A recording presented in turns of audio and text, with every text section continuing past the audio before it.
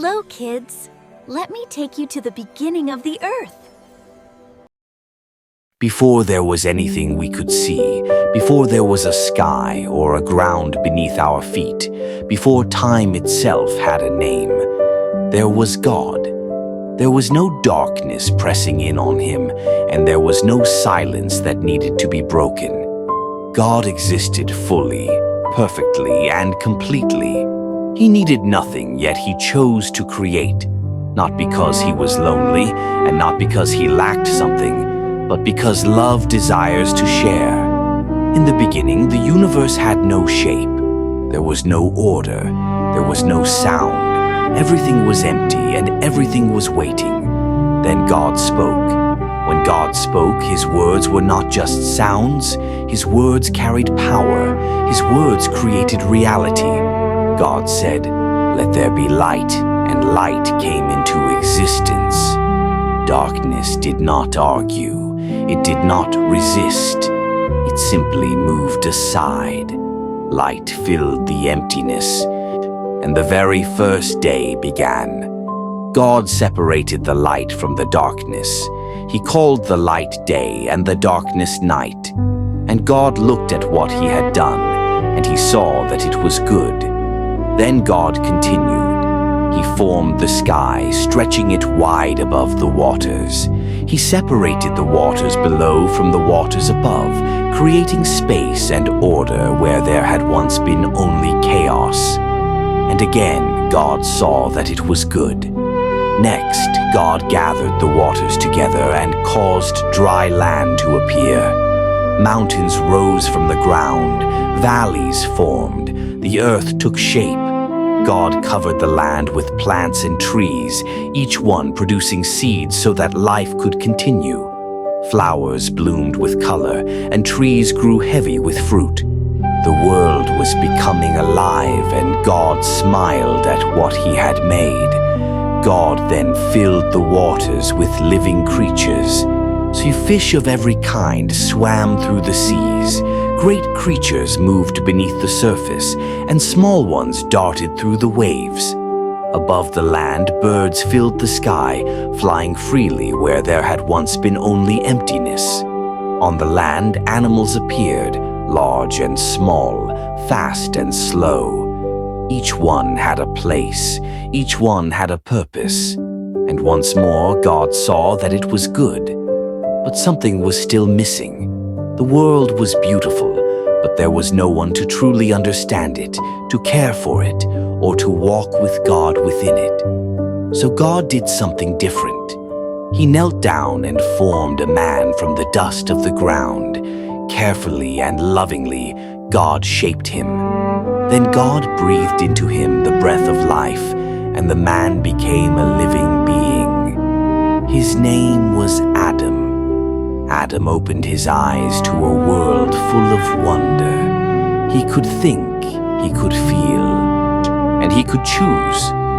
God placed Adam in a beautiful garden called Eden. This garden had everything Adam needed. There was no pain, no fear, and no death. God walked with Adam and spoke with him. Adam was never alone because God was with him. God gave Adam responsibility. Adam was to care for the garden and to name the animals. As Adam observed each creature, he noticed that every animal had a companion. Yet Adam was alone. God saw this and said that it was not good for man to be alone. So God caused Adam to fall into a deep sleep. From Adam, God created a woman. Her name was Eve. When Adam saw Eve, he recognized that she was like him. She was his partner, his helper, and his equal. Together, Adam and Eve lived in the garden. They worked, they explored, and they enjoyed God's creation. They felt no shame. They felt no fear. Life was perfect. God gave Adam and Eve great freedom. They could eat from any tree in the garden. They could enjoy everything God had made. But there was one tree they were not allowed to eat from, the tree of the knowledge of good and evil. God warned them not to eat from it. This rule was not meant to trap them or control them. It was meant to protect them. Obedience was their choice, and love always requires choice. Long before Adam and Eve made their choice, another choice had already been made. Before humans walked the earth, angels existed. They were created to serve God. Among them was one who was powerful and beautiful. Instead of honoring God, he became proud. He wanted to be greater than God. He wanted control. His pride led him to rebel, and he was cast out. This fallen angel became known as Satan. Satan was filled with anger and jealousy. He could not destroy God, so he chose to attack what God loved most. He watched Adam and Eve in the garden. He did not approach them with force. He came quietly. He came with questions. He planted doubt. He asked Eve if God had really said they could not eat from the tree. He suggested that God was holding something back from them. Eve listened. The lie sounded reasonable. The fruit looked good. Adam was there, and he did not stop her. When they ate the fruit, everything changed. Their eyes were opened, but not in the way Satan promised. They did not gain freedom. They gained shame. For the first time, they felt afraid. They realized they were naked, and they hid. God came into the garden, calling for them, not because he did not know where they were, but because he wanted them to respond. Adam admitted what they had done. Adam blamed Eve. Eve blamed the serpent. Brokenness entered the world. God explained the consequences. Life would now be difficult. Pain and death would exist. The ground would no longer produce. Yet even in this moment, God showed mercy. He promised that one day a Savior would come. Evil would not win. Hope was planted in the middle of the fall. Adam and Eve were sent out of the garden, but they were not abandoned. God still cared for them. God still loved them. This is the beginning of the human story, a story of creation, of choice, of failure, and of hope. It explains why the world is broken and why love still remains. God did not give up on humanity, and he has not given up on us. After Adam and Eve left the garden, the world felt different. The ground was harder. The air felt heavier. Life was no longer effortless. Yet even outside Eden, God did not disappear. He still watched over them. He still provided for them. And he still had a plan. Adam and Eve began life outside the garden by working the land. They learned what it meant to struggle. They learned what it meant to wait for crops to grow. They learned what it meant to depend on God in a new way. In time, Eve gave birth to children. The first was named Cain. Later, another son was born, and his name was Abel. Cain grew to work the ground just like his father. Abel became a shepherd, caring for animals. Both brothers brought offerings to God. Abel brought the best of what he had, with a thankful heart. Cain brought an offering as well, but his heart was not right. God accepted Abel's offering, but he did not accept Cain's. Cain became angry. He felt rejected.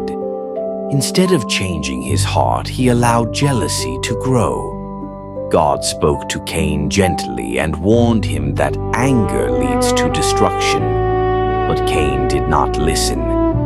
One day, while they were alone in the field, Cain attacked his brother Abel and killed him.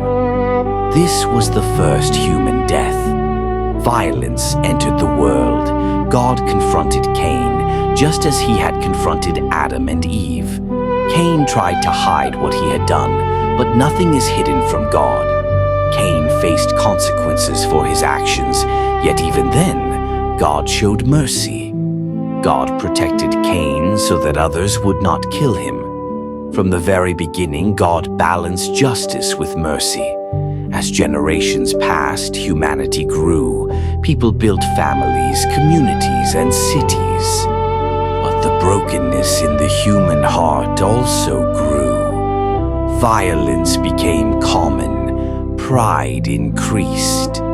People chose their own ways instead of God's ways. The world filled with corruption and cruelty.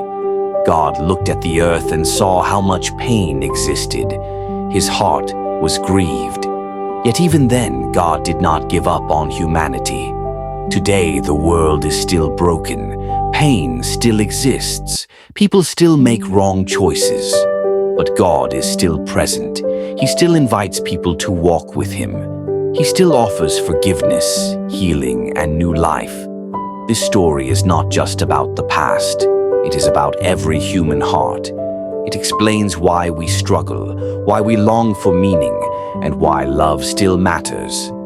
From the beginning, God's desire has been relationship. The story began with creation. It continued through failure, and it moves toward restoration. One day, God promises to make all things new. Pain will end, fear will disappear, love will remain. Until that day, see, the story continues through us, through our choices, through our faith, through our willingness to listen and respond. This is not just the story of the Bible. It is the story of humanity, and it is still being written. In the beginning, there was light. Before our fears, before our fight, you spoke the world into our hands. Breathe us to life, formed us to stand. We walked in love, we walked in grace. No shame, no fear upon our face. But when we chose